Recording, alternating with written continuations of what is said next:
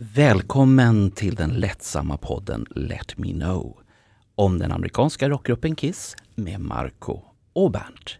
Nu kör vi!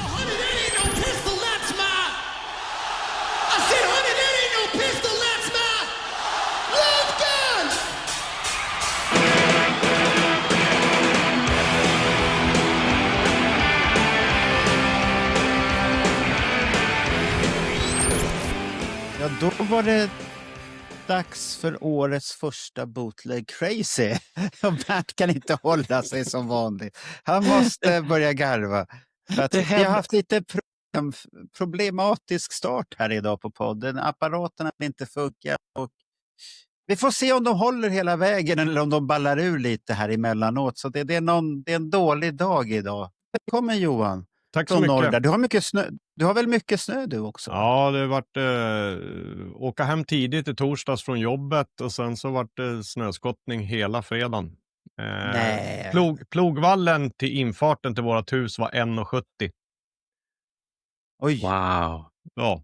Så hade jag kunnat gömma Camilla bakom den vallen. Ja, så nu har vi liksom bara en gång från huset och ut så att bilen tar sig in och ut i alla fall. Så nej, där kommer alltså kopiösa mängder snö. Nu har vi säkert alla snö. Stackars er som lyssnar på det här. Ja. Det är mycket snö här. Men det går. Men nu lämnar vi snö och går till själva programidén, bootlegs och sånt här. Och du har ett tema och du har nyheter och allt möjligt och kanske sågningar, hyllningar. Ja, nej, jag har väl inte så mycket sågningar, men det kommer ju Får jag bara fråga en sak innan vi startar? Vem av oss är det som ska bli crazy? Är det Mark och jag eller är du redan crazy, Johan? Ja, det är Johan som är. Han är bootleg crazy. Okej. Jag trodde vi skulle bli crazy av... Ja, jag trodde vi skulle bli crazy. Det kan man ju bli. Ja, det hade vi väl kunnat bli på skivmässan redan ut alla bootlegs, men det vart vi ju inte. Nej. Hade Johan varit där så hade det varit jobbigt, för han har stått där. Oj. Hade blivit dyrt också. Nu måste jag gå på toaletten. Ja. Och så kommer han tillbaka. Oj, nu måste jag gå på toaletten. Så det hade varit jättejobbigt för honom. Och speciellt när de på det här nya så hade de ju ölförsäljning. Aha. De har en pub mitt i skivmässan. Ja, då kan det gå illa. Ja, så pratade han också. Vi frågade han som har hand om skiv. Vad är meningen med lilla skivan? Ja, det här är som ett komplement när behovet är stort och det är efterfrågan. För det är bara en månad som skiljer mellan lilla och stora skivmässan. Ja, just det. Och så sa han så kommer lite annorlunda. Men till sommar har vi tänkt att ha lite ölförsäljning och då kan man stå där ute med så här skydd ovanför sig. Och så kan man dricka öl och mingla. Och jag tänkte så här, nu har de tänkt till. Ja. Bernt tar 3 öl, då går han hem med 20 bootlegs som han inte hade någon aning om att han behövde. Så att ni vet ju alla hur Bernt blir när han dricker någonting med alkohol. Han svävar ju. Det har ni alla sett i alla de här poddarna vi har gjort. Hur otroligt berusad och full jag är och våldsam och jag vet inte alls vad jag blir. Ja, du svävar iväg. Nej.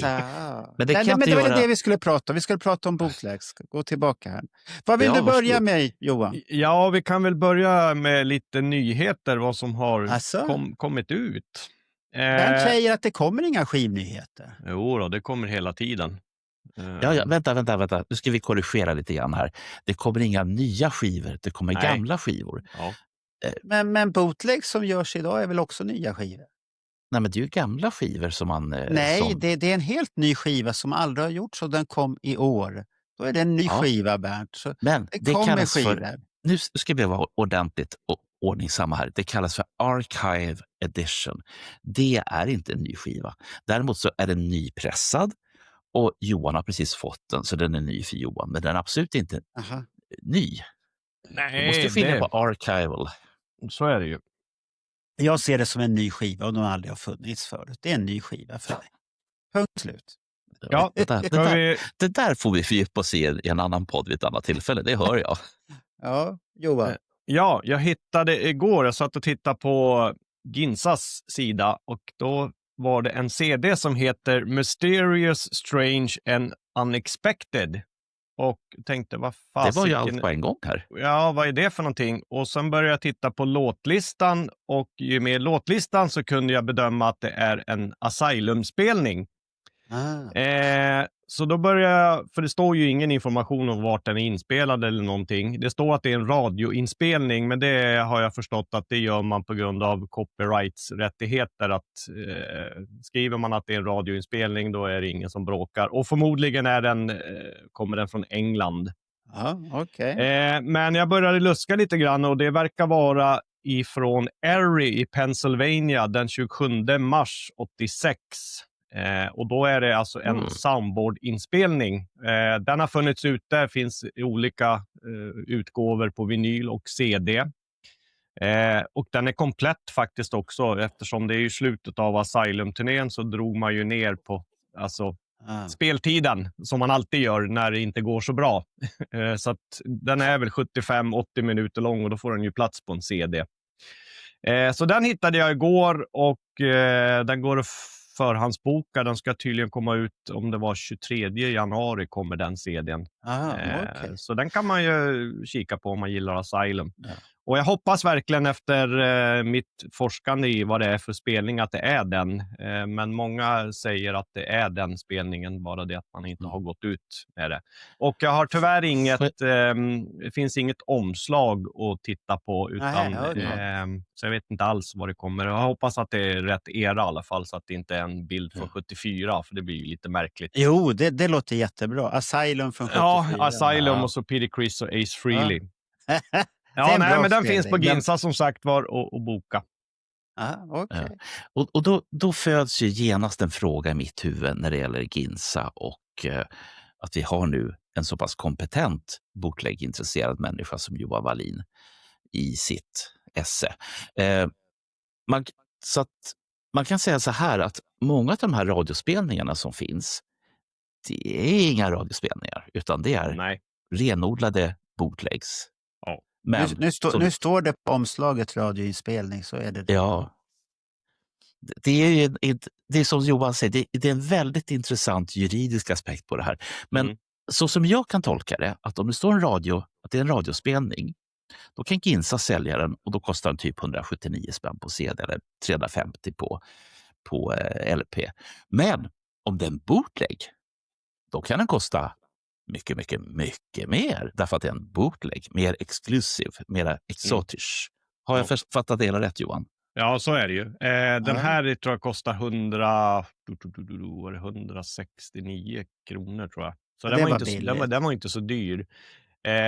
Och som sagt, det står ju inte heller vilken radiokanal som i så fall spelade in den här, därför att den har inte sänts på radio, utan det är alltså från mixerbordet, och den har ju varit ute i många, många herrans år. Så att egentligen så skulle man ju höra av sig till det där bolaget och fråga vilken radiostation det var som spelade in det där. Men det var säkert Rock Pennsylvania FM. Ja, och jag såg nu, jag driver ju en egen Facebook-sida, jag såg att Johan Falk hade ju varit på det här gigget. Häftigt. Okay. Det var en av de spelningarna han såg där borta i USA, så att men jag tror säkert att Johan har redan den där inspelningen sedan tidigare. Som sagt, den har ju varit ute i många herrans år. Men, men den här kanske är bättre eftersom det är en radioinspelning. Ja, man får hoppas att radiopratarna är med också. Men det är ett tips om ni gillar. Och tyvärr så får vi ju inte de här King of the Mountain och Anyway Slice It och de här, utan det är All Night och Tears of Falling ifrån Asylum. Vadå och så får ni på Stanley Sol också. Det är Eugene och Eric och Bruce. Det är mycket solon där. Ja, det är 4 solon. Så att, jag ser fram emot den. Mycket solon.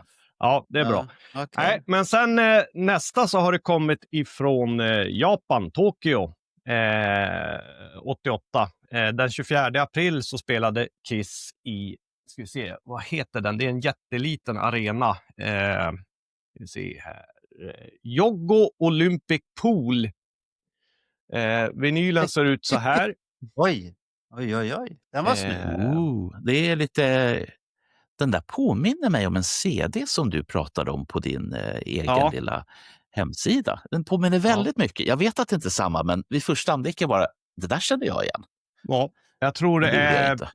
kan det vara, jag tror 2000 pers eller något sånt där. Det är jätteliten hall alltså. Ja, det var ju en pool de var i, så det får inte plats så många som helst i en precis.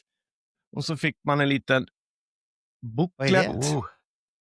Och det här, och så fick man alla datum som man spelade i Japan. Så det här är alltså sista gigget man gör 88 i Japan. Och ska vi se, det är bara... Oj, var det fina bilder? En stick Bruce Kulick i radioaktiv dräkt? Eller? Ja, den ser ut så här.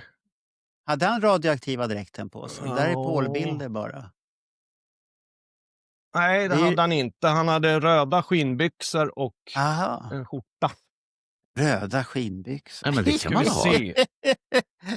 Så du skulle vilja ha röda skinnbyxor? Ja, det är lite varmt oftast, men frånsett det så. Ja. Och det är en dubbelvinyl. Det var ingen gatefold, det var en enkel sån här tjockjacka. Titta. Vinylen ser ut Shakira. Sådär. Shikara. Och den finns ju i olika färgkombinationer, men jag tar gärna svart. Det har jag pratat om tidigare, om det finns de här färgade. Du har fått för dig att färgen är viktig för ljudet. Ja. Det blir den låter ju väldigt konstig, den teorin, men... Ja, men det är viktigt att man får ha en teori så att man kan... Jo, men men alla säger att svart låter bäst, men det är väldigt konstigt om färgpigment som inte har med ljudet att göra ska påverka. Men, Marco, så är det ju. Jag har en grej till dig, Marco. Någonting du kan få fundera på. När CD-skivorna kom, då fick man ju för sig att ljudet blev bättre om man tog en specialpenna och drog med den längs med kanten. Jag tror att det var en grön penna. Ja, sån penna har jag haft. Vilken bullshit. Ja, vad skulle den göra? Ja, därför att alla sa att den skulle vara jättebra. Den var inte dyr, Bernt. Nej. Det var en akrylpenna som man kunde ha gått lika bra till Dekorima och köpt en akrylpenna och målat runt. Men då har du ju förstört skivan, för nu är den ju grön på kanten. Nej, den var ju bara anpassad för att måla runt kanten. Du förstörde ju inte skivan. Det som var där, det var ju för att laserstrålen inte skulle läcka ut vid sidorna. Gjorde den det då? Den skulle fånga lasern så att lasern visste var den skulle vara någonstans. Och läser man det där och börjar granska texten som står där, så kommer man ju fram rätt så snabbt att vilken bullshit det där är. Ja, det låter som. Men man var ung och dum då. Så att då köpte man den där och kladdade på skivor. Och, jag tror jag tog bort det till och med på skivor, för jag märkte att det var ju bara akryl. Så att det är värdelöst. Tillbaka till Johan. Den här Japan då, de kom ut som röda, vita, svarta och clear, om man vill ha det. Varför gör man så många olika? Jag vet inte. Det är väl för att jag vet. Tycker det är kul att samla. Jag har hört att det finns efterfrågan på sånt. Så att det är... det är väl för att locka flera och köpa flera utgåvor av samma. När jag pratade med han, nu ska vi inte säga land, vi säger en man i Europa som håller på mycket med såna här bootlegs. Och han berättade då, för jag ville ju köpa böckerna som var vi, och det kunde man inte, för det var ett visst antal man gjorde. Ja. Fast jag köper inte det, för man trycker alltid över X. Och han berättade då att det är lättare att sälja konstiga färger än svart. För att folk gillar de här genomskinliga. Och så har det kommit nu den här senaste trenden. Man ska ha vätska i det. Ja, jag såg det. Ja, Ace Frehley. Ja, det är också så här, det är en upplevelse att se vätskan åka där. Du lär ju inte så titta på din skivspelare så kolla på vätskan. Nej, jag är bara mer orolig om det skulle börja läka. Ja, det kommer ut vätska. Hur gör man då? Det är Gene Simmons blod som dräglas överallt. Men det som är intressant är att då har vi ju en skiva med Ace Frehley, en skiva med Eric Carr som båda har sån här blask i mitten. Och jag blir så här nyfiken. För det första, när man gör en sån skiva... Men det säljer. Det är det. Ja, men det är inte det. Utan när du pressar en skiva i alla fall, då har du en puck och så plöff, säger det så blir det 2 sidor. Hur fan gör man med det här utan att det plöff i hela... bakar in en Ja, det låter ju konstigt. Ska de göra det? En kapsyl och så spräcks kapsylen. Då åker ju vätskan in i smeten. Så den måste ju kapslas in där på något sätt. Hur många extra ex måste de göra? Alltså jag har så mycket frågor om de här. Man får väl googla på det. Hur gör man någon som jobbar med pressa skivor, hur fasiken de gör. Men det är ju jätteurtöntig grej igen. För den måste ju ta utrymme. Skivan måste ju bli tjockare. Ja. Min absoluta spekulation är att det är som med bildskivorna. Att det ligger en grej inuti så är det ett supertunt vinyllager. Men jag vet ju vad som händer när jag spekulerar. Vi gjorde en podd för en vecka sedan där vi pratade om Sabaton. Där jag ställde en fråga. Det skulle jag nog aldrig ha gjort. Nej, där har du fått mycket ajabaja. Först utav mig och sen utav våra läsare, eller lyssnare och tittare. Som har sagt så nu blir det väl samma sak igen? Nej, nu ställde du en bra fråga. Hur kommer vätskan i? Det är en bra fråga. Hur gör man? Och hur kommer vätskan inte ut? Ja, men det är ju enkelt. Du förseglar, då kommer den inte ut. Men problemet är hur får du in vätskan? För skivan måste ju tryckas under press. Så det är konstigt. Men det finns inga vätskeskivor. Det finns massvis med finns färger. Säkert någon som kan det där. Om annat går det kanske att googla det. Hade du inte varit sugen på en blodröd skiva där alltså? Med vätska? Nej, men du som på Tokyo 88 där, den blodröda hade ju passat bra till omslaget och allt. Ja, i och för sig. Men jag tror att han jag köper av, jag tror inte han hade några flera. Han hade bara svart och vit tror jag kvar. Okay. Ja, vit går bort, det ser töntigt ut. Jag gillar fast inte det. Då syns ju inte dammet förstås. Nej, nej, det är sant. Men det kan ju låta värre då för att man inte ser det. Men allting samlas upp av nålen. Det är bra om dammet syns så man vet om hur noga man ska vara när man gör rent skivan. Ja, och det var därför skivspelaren vart nerpackad igen. För att jag märkte att man måste ju hålla på att ta bort damm. Det här funkar inte. Den packar vi ner. Och den är nere i källaren med en fina skivspelare. Ja. Och CD-spelaren uppe istället. Vad jag förstår. Ja, den har alltid varit uppe för det är mycket enklare. Hur många köpte du till den där då, Johan? Nej, jag köpte bara en för att spela, en för att bläddra i och en arkivera. Jag köpte bara en faktiskt. Var det en? Ja, det räcker. Men tänk om du får vattenskada så att du har en extra i volten du kan plocka fram. Nej, men den är på höga höjder nu. Mera. Var den dyr förresten? Jag tror den låg på runt 700.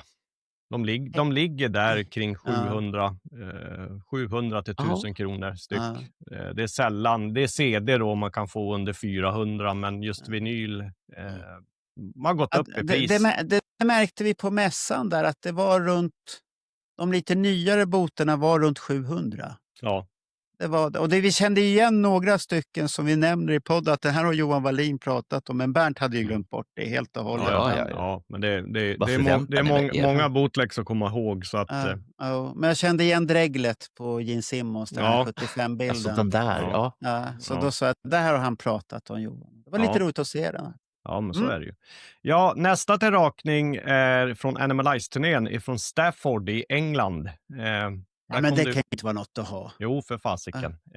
Okay. Dock ingen soundboard, utan det är en ren och skär publikupptagning. Som kom på vinyl. Grön, röd, gul eller svarta.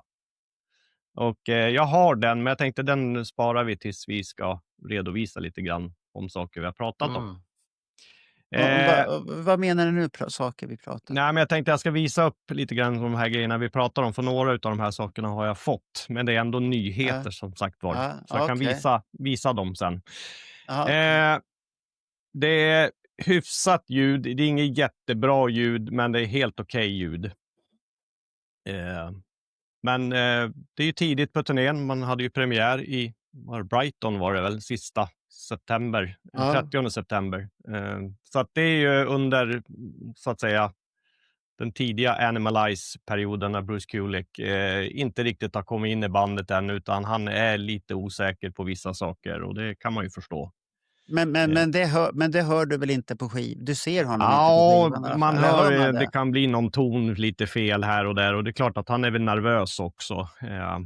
Det är nog inte så jäkla lätt att komma in. Alltså, är han nervös den stackaren också? Så att, han blir ju bättre ju längre turnén lider, så att säga. Han blir mera självsäker. Men han är lite stapplig i England. Absolut inte dålig, men han kan bättre och han blir bättre också. Han kanske hade för varma fötter med sina de här pälsstövlarna. Ja, det kan ju vara det. Att han inte riktigt hade kommit in, och det kan man ju förstå. Det tar väl ett tag innan man liksom hittar sitt rätta jag på scenen. Hade han inte väst på den turnén? Jo. Jag för mig han hade så här, var det en läderväst han hade? Ja, det är väl t-shirt och läderväst och nitar. Lite behåring ska man säga, eller päls. Ja, just det, är lite päls på den också. Det är ju djurtema. Ja, sen hade han så här tights på sig, har jag för mig. Ja, de satt ordentligt. Så att, satt ordentligt. Inga konstiga rörelser där, för då sprack väl byxorna. Ja, stackarna.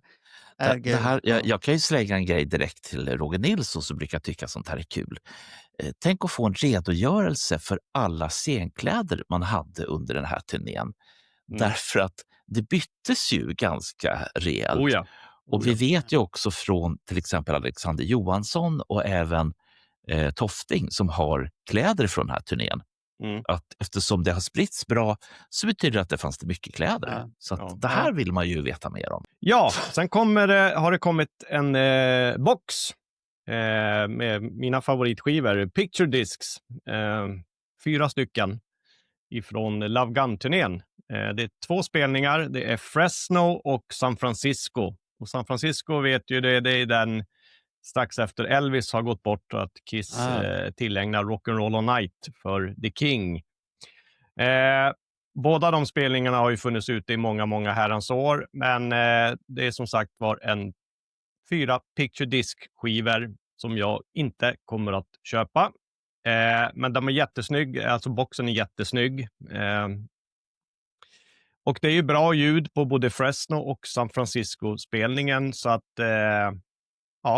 gillar man Picture men Discs. du kommer inte köpa den överhuvudtaget? Nej, jag köper inte Picture Discs-skivor överhuvudtaget. Nej. Det var lite det jag var ute efter. Först säger du att nu kommer det. Och så tänkte jag, nej det tror jag inte. Och så bekräftade du, nej. Jag lägger inte de pengarna på. Hade det varit en box med vanliga vinyler, absolut. Men inte med Picture Discs. Nej. Men du har väl inspelningen som förut? Ja. Så det är samma grej egentligen? Ja. Det är ingenting som är nytt liksom, utan det är gammal skåpmat man ger ut i form av Picture Disc istället för vanliga vinyler. Så att, det finns folk som samlar på det och uppskattar det, så då har ni att leta efter. Sen har vi Rymdåke som lämnade oss. Då har man släppt en vinyl som heter Spaceman Forever. Den är inspelad i Nagoya, Japan, den 7 november 93. Och det är en soundboard-inspelning. Det finns 175x Marbled heter det kanske. Och 175x Crystal. Jag har den på någon CD någonstans, och jag har för mig att Ace inte är bra 93. How you doing, Nagoya? Well, shock me!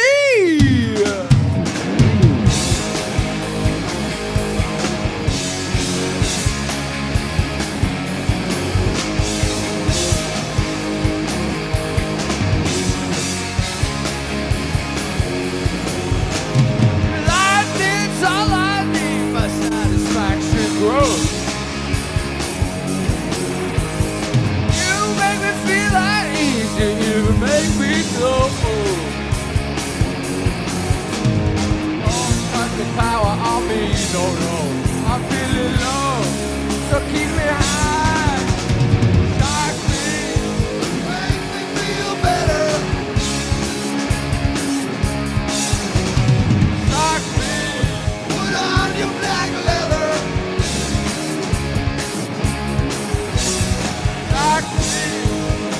can come together.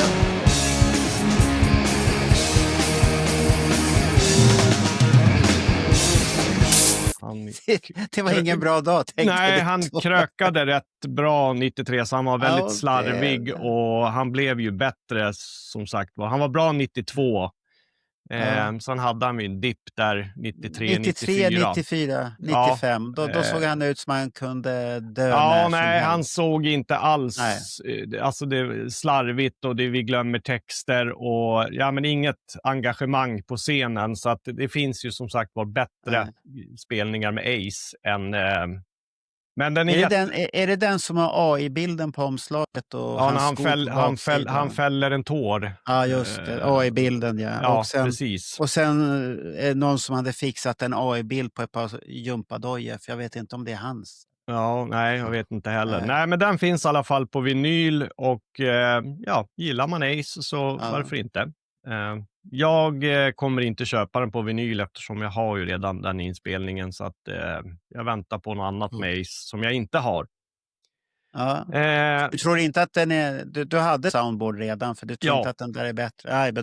Nej, det är nog samma källa bara som att man tidigare. Har den på vinyl istället. Precis. Ja, och det är ju ganska bra att trycka eftersom Ace har ju gått bort också, så då är det klart att då kan man ju släppa lite bootlegs med Ace det börjar komma mycket Ace-relaterade saker, börjar märka. Böcker, precis. Mycket hyllningar och sånt här.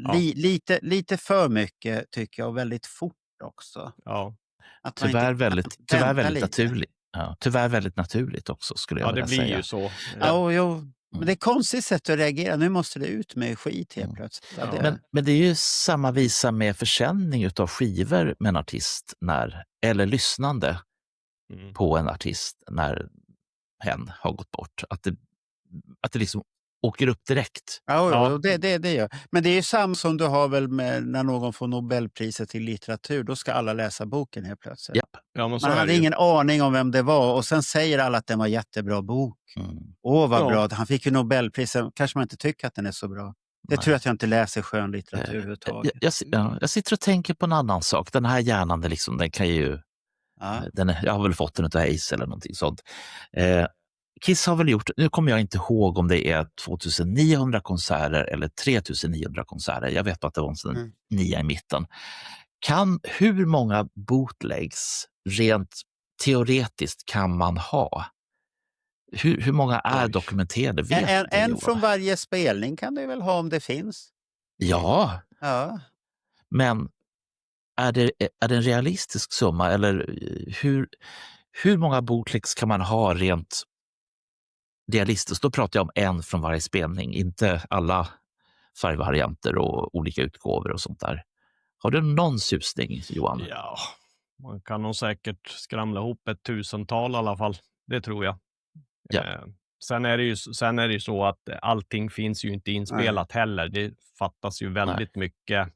Däremot så säger jag ju inte att det inte finns inspelat, men att det har inte kommit ut i alla fall. Men man skulle nog lätt kunna komma upp i 1000 skivor. Det tror jag. En tredjedel av alla spelningar. Ja. Kan man säga. Det borde vara realistiskt. Ja. Och ju längre tiden gick så att säga, så du kan ju nästan hitta alla gig från End of the Road-turnén. Finns ju antingen filmad eller ljudupptagning. Så att det finns nog väldigt mycket mera än vad vi vet och vad som har kommit ut. Men som sagt det kan ju ha varit någon som har gått bort. Det har legat en kassett eller ett videoband i en låda, så har man bara tömt huset eller lägenheten och har ingen aning om vad det är som är på. Nej. Men han som har den samlingen End of the Road, han får ju inte ofta besök. Utan vänner tycker att nu ska vi lyssna på End of the Road här nu. Det kan inte hända. Det är väl sant. Ja, nästa är Kiss Alive 1995. Det är 3 LP-skivor ifrån Tokyo, Budokan, den 31 januari. Och det är ju en soundboard, den har ju också varit ute i många herrans år. De där brukar Daniel prata om allt. Ja. Han är fascinerad av den där perioden. Ja, de var ju bra som sagt var. Och det finns bara 200x turkos eller 200x lila. Så det är vinyl. Så du köpte ingen då? Nej, jag har faktiskt den på en annan vinylutgåva som jag köpte för länge sedan. Så att jag behöver inte den eftersom jag har redan Men är inte den här extra bra inspelningen? Nej, det är ju samma.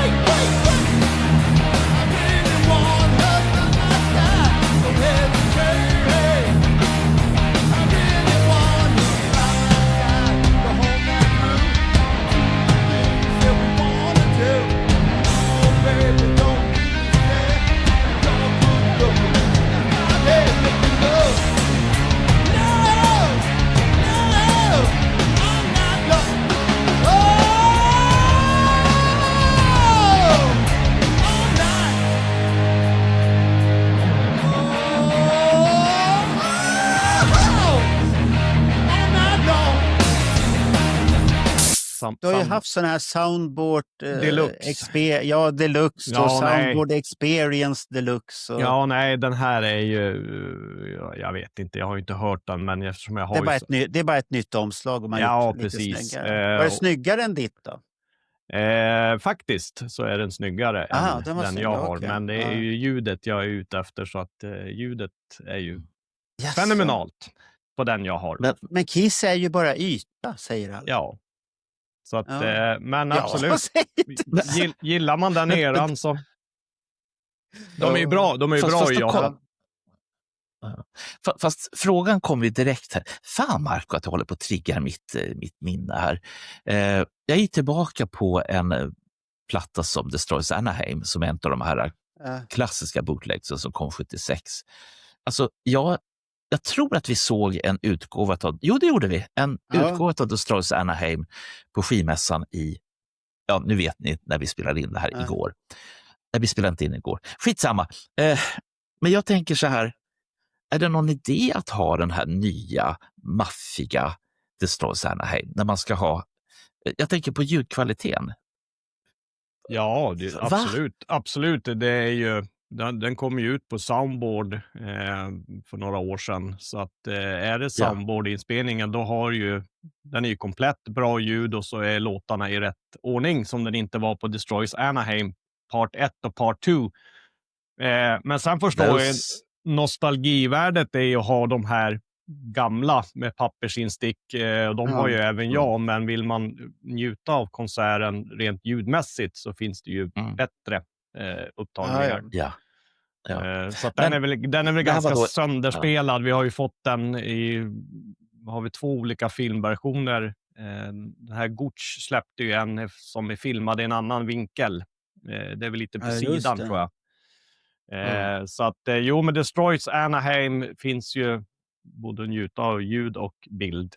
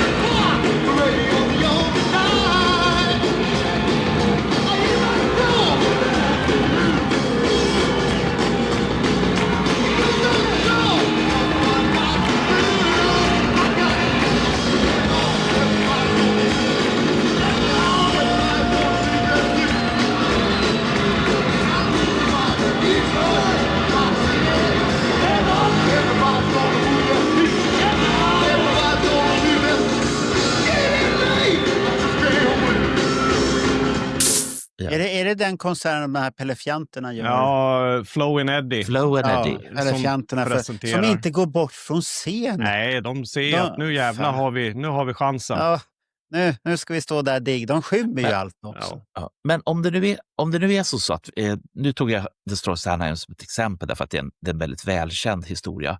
Men när det gäller bootlegs överhuvudtaget, de kommer ju ut i väldigt få exemplar i varje serie. Upplaga, tack. Och det är därför jag tänker så här, är det så att de här grabbarna eller tjejerna sitter och spelar av varandras LP-skivor, plockar in dem så här digitalt och sen så ger de ut dem på nytt? Hur funkar det?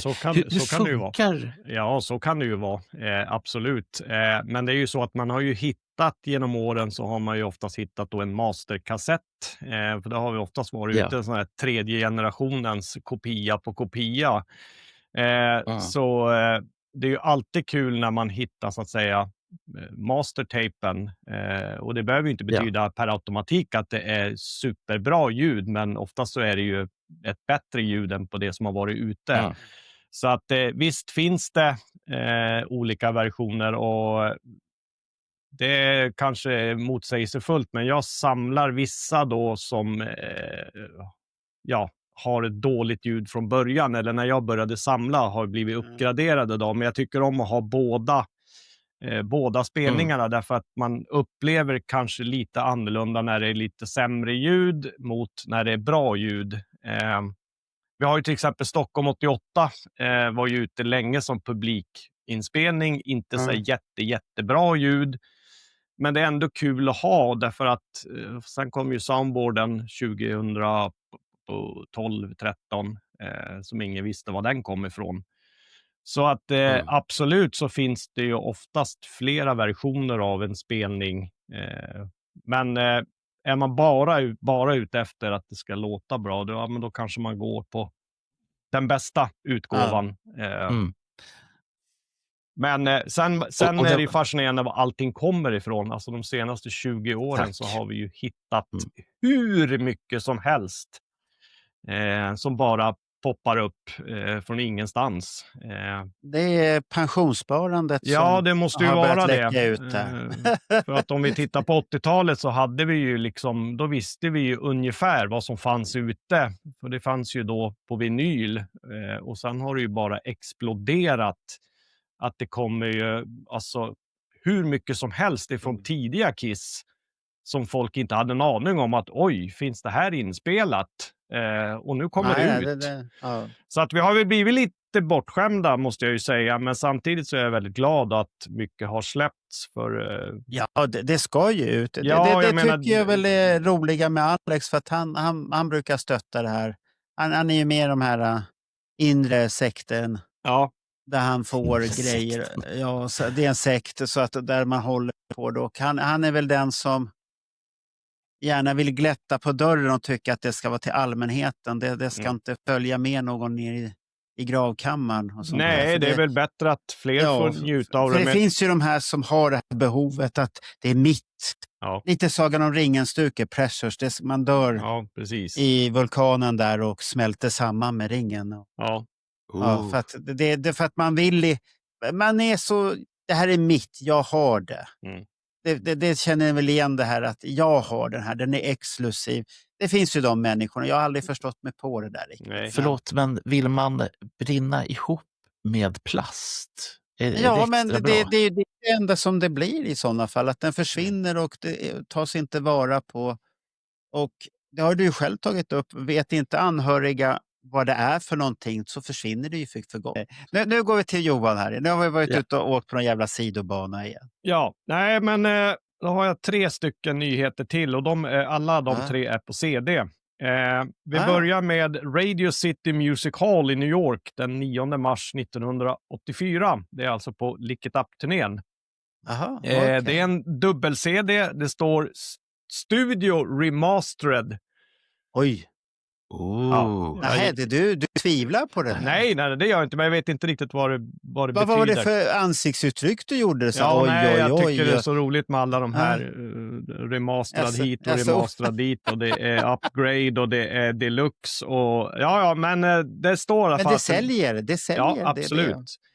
Och det är en väldigt liten upplaga, 100 exemplar. Men varför gör man så lite? Det vet jag inte. Det är väl inte dyrt att producera? Och ni som är pålästa vet ju att Accept var ju förband åt Kiss på Lick It Up-turnén.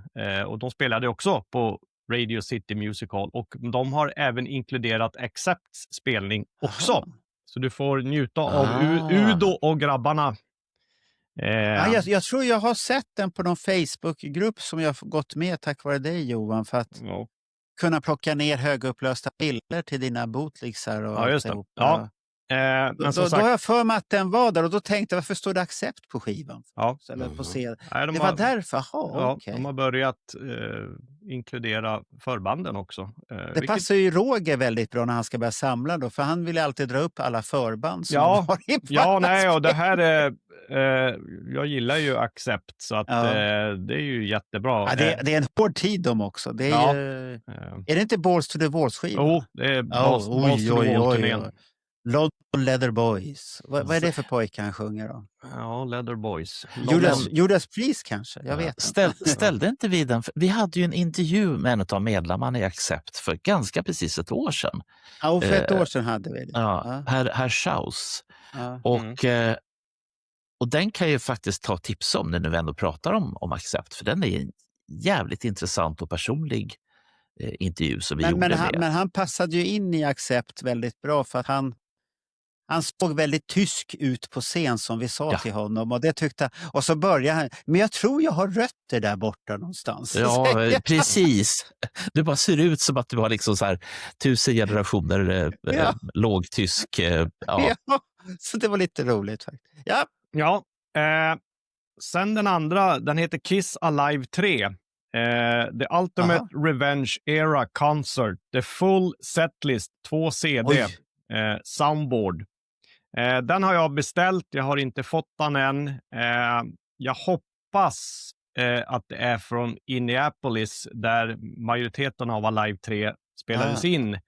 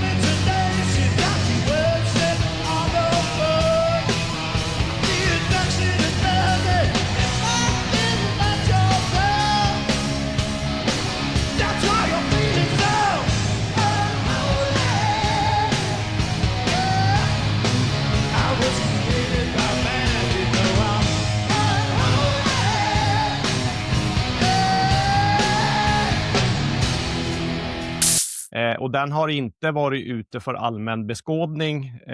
Men Alex hade ju någon genomgång med Alive 3. Var så att säga låtarna kom ifrån. Man spelade ju in i Detroit, Indianapolis och så var det väl Cleveland. Men han hävdar ju att det mesta kommer ju från Indianapolis. Så jag hoppas att det är den spelningen. Vad häftigt. Så att, det där är väl en grej för Daniel också. Han gillar ju väldigt mycket Alive 3. Så det där är en Daniel-skiva. Så att den ser jag fram emot. Den kommer Daniel får öppna plånboken för en gång skulle beställa. Den var inte så jäkla dyr heller. 295 kronor. Vad fan, den var ju anpassad efter Daniel där också. Ja, nej, men som sagt, den får vi väl återkomma till. Men hur många ex kom den ut då? Det har jag inte hittat. Det är nog obegränsat. Det är ingen låg... De gick inte ut med någonting att det var begränsat? Precis. Men den turnén är ju häftig och den kanske skulle vara rolig att höra utan extra pålägg av effekter. Alltså när det kommer till Revenge, Cleveland är ju ett favoritgig för mig. Alltså de låter ju så grymt bra där. Ja, de är ju väldigt tajta. Så att jag förstod inte varför... Sen såg de ju bra ut på scen också. Ja, jag förstår inte varför Eddie Kramer skulle gå in och hålla på och löjla sig. Han ville hålla traditionen. Ja. För jag menar, de lät ju bra, så jag menar, de hade ju egentligen ingenting att mörka. Den får vi väl återkomma till när jag har lyssnat på den och se om det är bara att man har tagit låtar från olika konserter eller om man om det faktiskt är Indianapolis. Så nu är hoppet här. Nu ja, sitter jag du och hoppas det och... faktiskt. För då tänkte jag faktiskt göra själv en liten jämförelse om det är Indianapolis och så jämföra den med Alive 3 och se hur mycket har vi. Men har du så pass dyra hörlurar så att du Nej, kan det har jag inte, men jag tror ändå att det går bra. Faktiskt. Annars får du väl åka hem till Bernt och lyssna hem hos honom och hans dyra hörlurar. Det finns ju lite blandat. Jag kan ju bara säga till vår publik, ni som ser, att idag har jag blivit tvingad att bära dyra hörlurar för att mina kollegor anser att jag inte hör vad de säger. Det kan vara sant, men det kan också vara så att jag inte kanske vill höra alltid vad de säger. Det märkte jag när vi spelade in podden på skivmässan igår. Fan vad du har fått sämre hörsel. Ja, eller så börjar det bli det här typiskt gamla att du koncentrerar du dig inte så tappar du. Då är det borta. Va? Ja, därför måste jag ha de här dyra hörlurarna på mig idag. Ja. Det funkar inte med AirPods för dig. Ja, Johan. Är det någonting mer du ska visa upp här? Den sista är på Stanleys soloturné när han är på The Ritz i New York den 11 mars 89. Har inte du haft uppe den förut? Eller var det någonting? Nej, det var Toronto. Det var Toronto. På vinyl. Det här är på CD och det är en soundboard och den är välkommen för att det är inte så jättebra ljud på den gamla The Ritz, utan det är ju en publikupptagning. Så att, och den har jag också beställt. Men posten har inte gått så jäkla bra för vi har haft väldigt mycket snö här uppe, så att jag hoppas att de här CD-skivorna... Tänk att allt det här funkade på 40-talet jättebra. Eller var det så att de hade så dålig media som inte kom ut med de här uppgifterna? Så kan det vara. Det kan vara det också. Ja, just det. Jag glömde är det nu jag får chansen? Säger du, Bernt? Nej, jag skulle säga att är det nu jag kan få prata om ångtågen som gick till Nynäshamn på 1940. Men herregud vad du ska åka iväg någonstans hela tiden idag. Lugn, hold your horses nu. Jag vill ju... Indianapolis och New York och Philadelphia och Albany. Alla de här spännande ställena som är i USA. Så att, tillbaka till Johan. Ja, jag glömde säga på det här Radio City Music Hall. På den spelningen så sätter Gene eld på sitt eget hår också. Det är inget bra. Men det gick bra. Och sen en annan rolig sak är att Peter Criss var faktiskt där och tittade på sitt gamla band. Så han stod i publiken och tittade på Kiss med Lick It Up. Som sagt var, det sades ju att de var ju såna ovänner i början på 80-talet, men det verkar ju inte stämma. Ja, det där stämmer inte riktigt. Det är mycket bullshit i den här grejen. Det är ju lite grann som det sista som har kommit nu. Nu vet inte jag när det här sänds, så det kanske är överspelat, men just nu så är den stora grejen är ju att Gene Simmons har gått ut i en podd och anklagat Peter för att inte ha skrivit varken låtarna Baby Driver eller Beth. Så att nu... Ska mannen säga det som fått ett ord i en låt ibland? Ja. Han ska nog vara försiktig. Det där kasta sten i glashus, det är farligt. Då brukar jag rasa på en själv. Vi får väl se hur det här ligger till när den här... Ja, men han kanske inte har sagt det. Det är väl kanske någon kanal som har tolkat Gene på något sätt som brukar göra. Det finns en liten publik... heter det nu en publikupptagning eller är det en soundboard? När det är en podd. Ja, podd är väl nog soundboard kanske. Ja. Men är den tagen ur sitt sammanhang? Har du sett hela intervjun eller? Jag har fördelat en del av intervjun till min producent. Så vi får se vad Bandjournalen har bjudit på. För att nutid blir ju dåtid. Det är bra. Lugn och fin. Så. Ja, nej, men då är jag klar med nyheterna.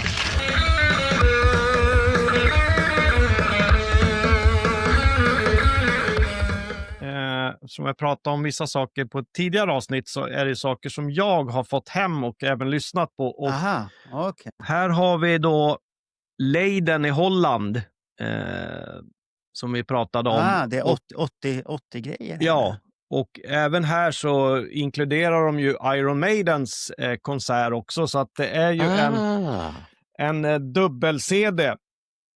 Ska vi se. Är det den nya trenden att förbandet ska Ja, vara det med verkar här? vara det nu. Och det är ju inte så jättebra ljud på...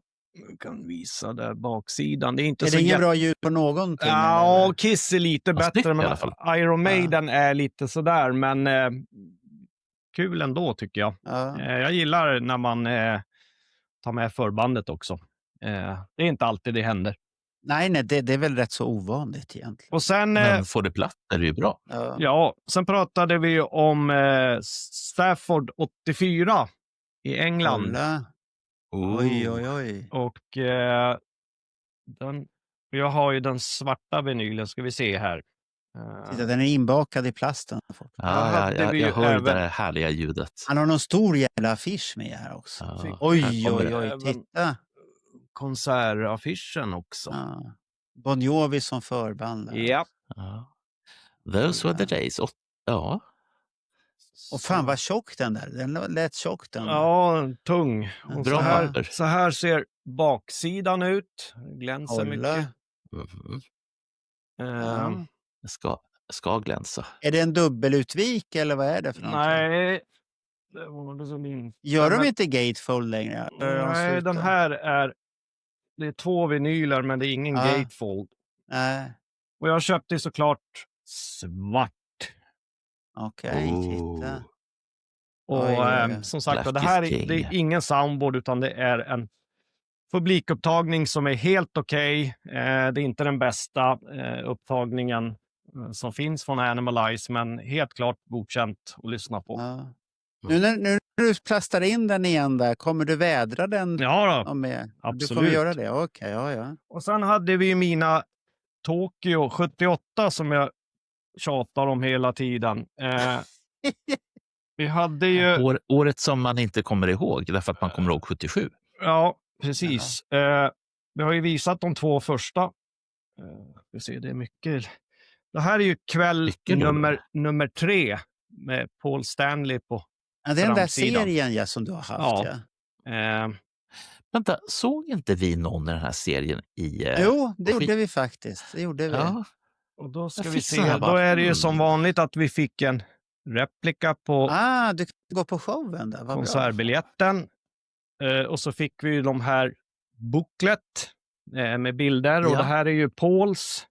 Det är Paul-specialaren. Ja, och vi fick ju även en poster. På Paul? Jaha, på tekniksomslaget. Ska du sätta upp den där eller? Nej, för fasiken. Nej, varför inte det då? Vad är det som hindrar dig? Den tillhör vinylen. Det är så här, Marco. Det här är arkiv. Det där är ju totalt värdelöst att lägga ner med affischer, biljetter. Du använder inte biljetten och du använder inte affischen. Nej, det känns som att jag kommer nog inte in på Budokan med den. Du kan ju testa i alla fall. Ja, ringa alltså det här är ju en sån underbar grej. Och det är en never ending story. Här har vi Marco, stenhård man, ligger i grejer i boxen, skiten ska upp på väggen, vinylerna ska spelas. Ja, och sen vet jag ju då när den här berömda julkalendern som Marco säger, håll det för dig själv. Ja, det ska jag göra. Där jag tar upp det här. Och då var det ett jävla liv för att jag faktiskt använde slipsen. Ja, vart det liv. Men de gnällde inte på mig när jag använde slips. Nej, men det är bara för att du är så sexig i din slips. Jag förstörde ju min låda i och med att jag använde slipsen. Det är ju mitt på slipsen och inte jeans. Jaha, okej. Där ser man. men Marco, du som har live-lådan, har du gått loss på den och satt upp Peter Criss? Nej, jag har inte satt upp någonting ännu och nej. Jag får se vad som händer, men någonting jag måste ha upp något på väggarna, känner jag här. Det är lite tomt. Tack, men... nu börjar jag känna igen det, Marco. Det här var bra. Någonting jag måste ha upp på väggarna, men jag vet inte vad det är. Det kommer. Och då har vi kväll nummer 4. Titta. Och det är Peter Criss då. Det var 4 kvällar de fick där i 5. I Budokan? 5. 5 till och med? Ja. Vad kommer på den 5:e skivan då? Då... Nej, men vad var det för lullul i den där? Är det samma sak? Det är samma lika. Det är samma, okej. Det är tidning och samma affisch igen. Då. Det måste vara Bill och Coin på 5:an. Då är det hela gruppen. Här är ju 5:e och sista spelningen. Vad står det där på japanska då? Det står Kiss Live in Japan 1978 Live 2 Tour. Men du läser ju längst ner på skivan. Så det här, här vet jag inte, för jag kan inte japanska. Det var det jag ville att du skulle läsa. Ja, nej, det vet jag inte. Fast du kan få tips av mig, Johan. Kör du Android eller kör du iPhone? Android. Ja.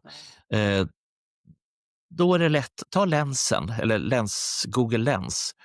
Och sen så försöker du ta en bild på avslaget.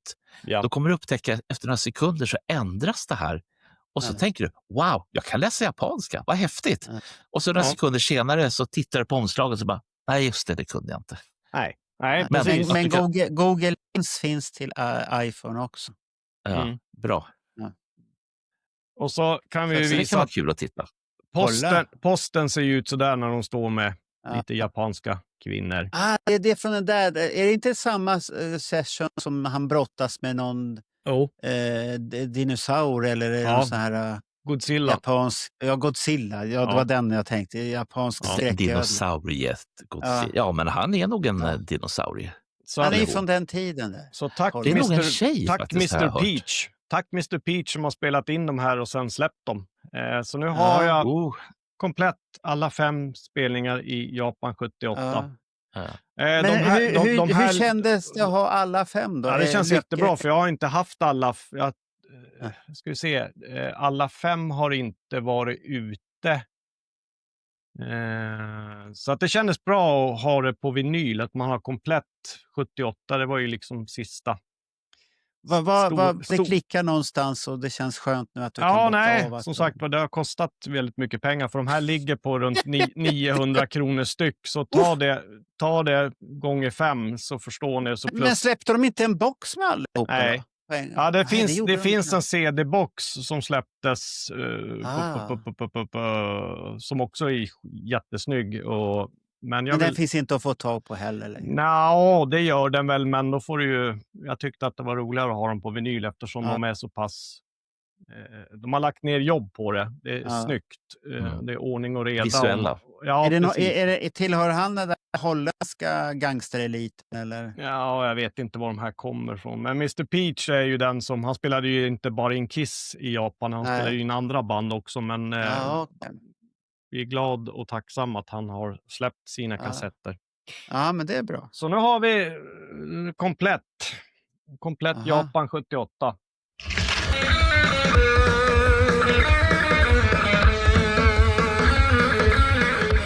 Då ska vi väl kanske prata om det vi skulle prata om. Okej. Det här är ju en del av ditt program, det här med nyheter. Och men så är det ju. Vi är i din cave och tittar på dina konstiga grejer. Men som sagt, sen har vi avbrutit dig hela tiden också. Så men det tar ju tid. Det gör frugan också, så det är lugnt. Jag är van. Ja. Stackars Johan. Nej då, som sagt, det kommer, alltså man skulle kunna sitta i 2 timmar och presentera vad som kommer och vad som har kommit.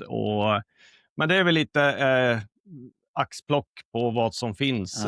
Du plockar det gottaste som du tycker är lite roligt. Sen så kommer det ju saker varje vecka egentligen.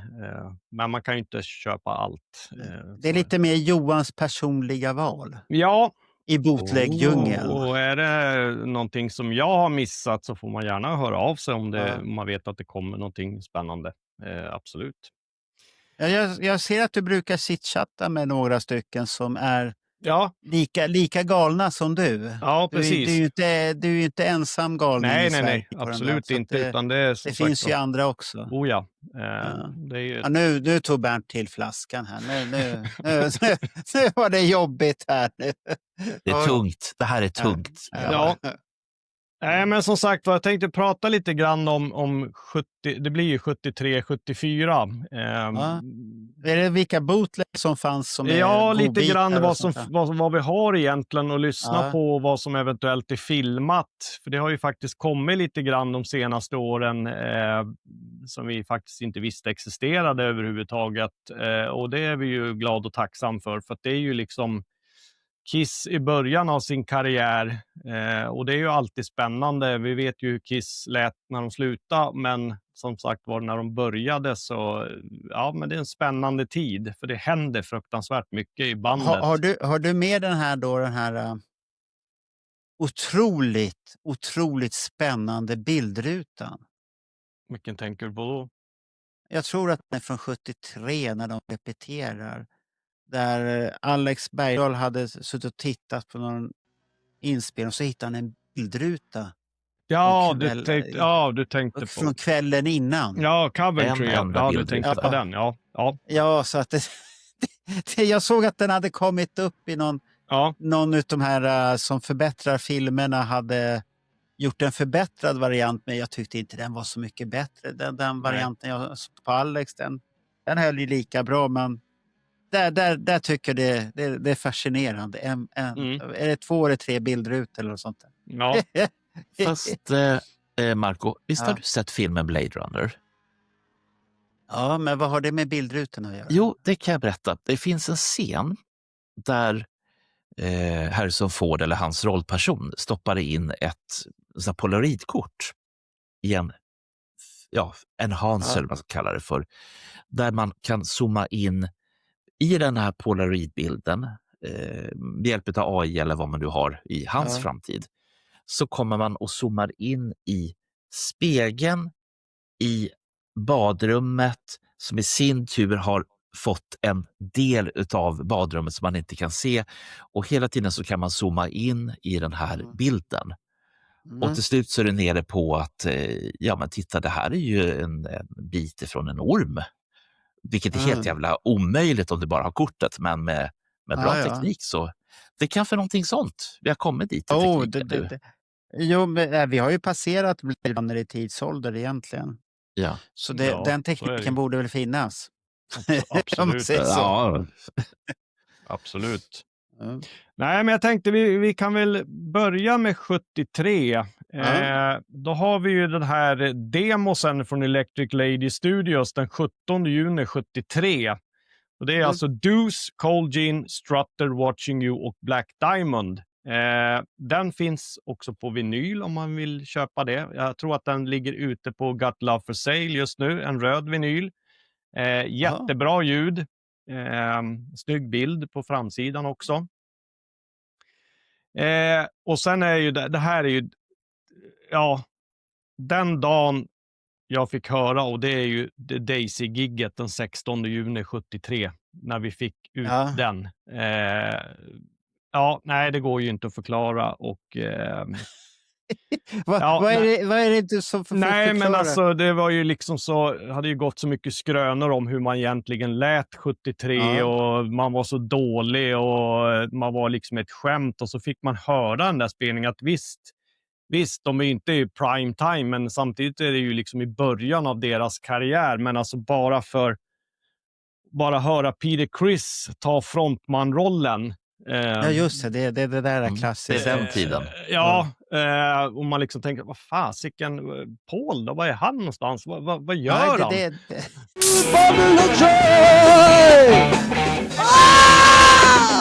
doesn't matter what you wanna do, doesn't matter where you wanna go.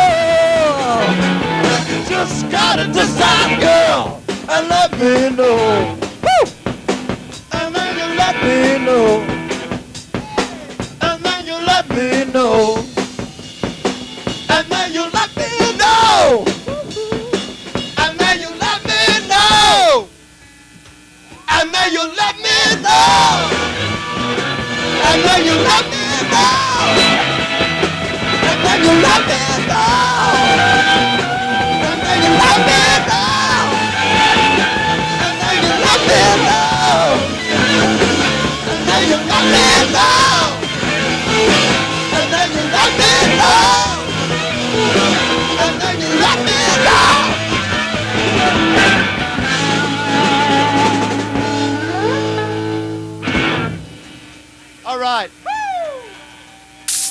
bara det är liksom alltså ett dokument som är ju, ja, den finns ju också på CD och vinyl.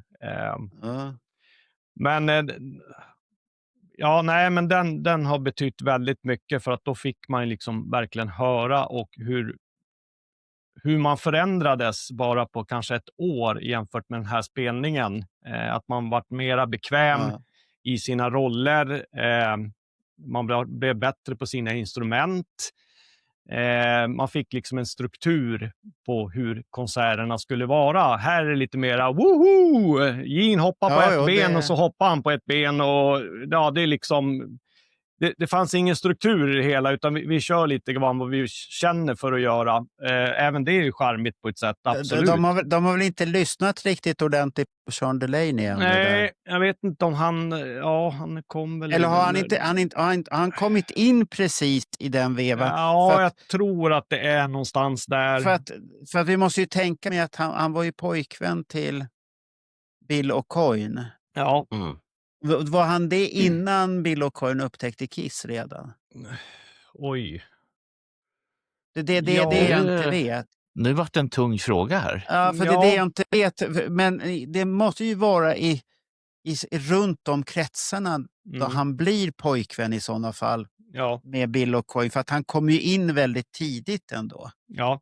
Det låter ju som någonting för kalenderbitaren Ronny Lundell att få gräva i. Gräva i Bill Aucoins relationer. Bill Aucoins relationer, ja.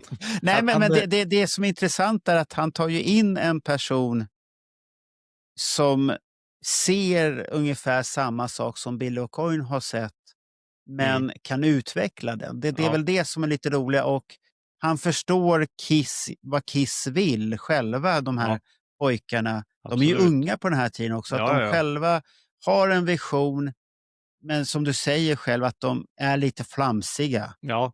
Det är lite så här hi, man skrattar och tycker lite pinsamt, ska vi göra så här? Och den mest erfarna utav dem är ju Peter Criss. Ja.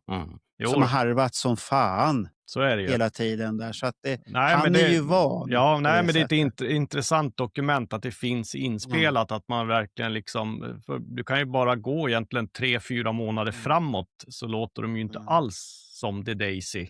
Utan nu har man ju liksom fått en struktur hur låtarna ska liksom spelas och hur ni ska lägga upp allting. Här är det ju liksom lite grann roliga timmen. Gör vad fan ni vill. Jag kan ju säga en sak som jag har tänkt på här nu, när man har tänkt på Ace karriär där. När han kom in i Kiss så tänkte man att han är väl ungefär på samma stadie som Gene och Paul. Men vad jag har förstått nu när jag har hållit på med boken, och jag har gjort klart den här The Early Years innan Kiss då. Ja. Han var ju med i hur många jävla band som helst innan. Ja, och vi vet ganska lite egentligen om hans tidigare band. Det är väl här, vad heter de? Momino? Men när boken kommer ut så kommer du veta många konstiga band. Och väldigt flummiga band ser de ut som men det stämmer väl kanske in lite på hans personlighet också. Och så är inte förvånad. Och det här Molino som du säger, det är väl det bandet som hade närmast i skivkontrakt och sånt här. Att det var någonting på G. Så att han var ju ungefär i samma läge som Kiss med Vicky Lester, men han hade inte hittat hem. Nej. Som Paul och Gene inte själv heller hade gjort. Nej. Två grejer som dyker upp här. Dels en fråga till någon av er. Jag vill minnas när jag satt och skrev Kiss-biografier på 70-talet att Albatross dök upp i Ace bandsamling över band han varit med i. Det namnet känner inte jag igen. Nej, inte Albatross, men det kan vara. Jag vågar inte svära för det var konstiga namn på banden. Ja. Men var det inte det ett namnförslag till Kiss? Albatross, det var ju och så var det ju Fuck, och så var det ju... Fuck. Ja, men den tror inte jag på. Ja, nej, som sagt, det kan ju vara skrönor. Det där är en jeansgröna, tror jag. Jag får ta fram mina gamla biografipapper och titta, vad fan står det Albatross någonstans? Jag bara tyckte att det är så pass... Nej, Albatross kan nog vara så Johan säger att det var Kiss-relaterat, tror jag. Ja, jag har för mig att jag har hört att man bollade olika namn. Den ena var tokigare än den andra. Ja, har man haft namnet Wicked Lester så... Ja, det är också så här. Så att då kan man väl ha... Det var ju tur att det var Albatross vi pratade. Ja. Och då finns det ju en grej som vi såg på skivmässan, Marco. En ytterligare variant på Wicked Lester bootleg. Alltså den här plattan som den var så konstig så att jag vet inte riktigt. Han försökte förklara den här flummiga skivägaren där som hade den där skivan och gav han dig något bra svar? Nej, det gjorde han inte. För sen kommer han på så ja, men det finns så mycket konstiga skivor, det var konstiga konstellationer. Så kan man uttrycka sig. Alltså har du jag hade god lust, har du hittat på den där lappen? Ja, så kan det var det jag kände. Jag bara kände att det här känner inte jag igen och vad är det för någonting konstigt? Men det enda jag kunde misstänka där, antingen har Paul som alltså har sjungit bakgrund eller så är det någon utav de andra musikanterna i Wicked Lester som var med där. Vi får väl se när det poddavsnittet är färdigt. Ja, den är klar redan så att den har varit innan det här. Så att de som ser den skivan och har information får gärna berätta vad det är för någonting vi håller i det. För han som hade den, det var så flummig information. Han visste inte själv. Och han var lite nervös också när vi började fråga och vi hade filmkameran i högsta hugg, så han var lite nervös också. För när jag klippte så kände jag så här, han känns låter nervös i rösten också så här. Och så här. Nej, så kan det vara. Det är inget du känner igen den här, Johan? Det var någonting på B. Bedla. Nej, jag måste kanske se det var en bild på den. Ja, och det är inte men det finns ju alltså det finns ju flera olika mixningar utav Wicked Lester-plattan. En del är bättre och en del är sämre. Så att, Han vi sa också att de hade varit förband till Kiss. Och det roliga var att jag kände inte igen bandets namn. Det namnet i våra krönikor när Bernt ändå har gått igenom allt, så känner inte jag igen det överhuvudtaget. Vi lämnar det. Usch. Ja. Sen har vi en ljudupptagning till från 10 East 33 3rd Street på Loftet i september 73. Det är ju som ett, vad ska man säga, soundcheck. Den hade vi ju inte heller förut. Vänta, jag ska ha en CD här, vänta. Alltså, nu börjar han bli som du, Bernt, att han går iväg här. Den här, fast jag går inte iväg idag. Tjockbox som innehåller flera spelningar ifrån 73. Tjockbox. Ja, det är en sån här, en liten tjockis. Ja, det var ju så. Ja.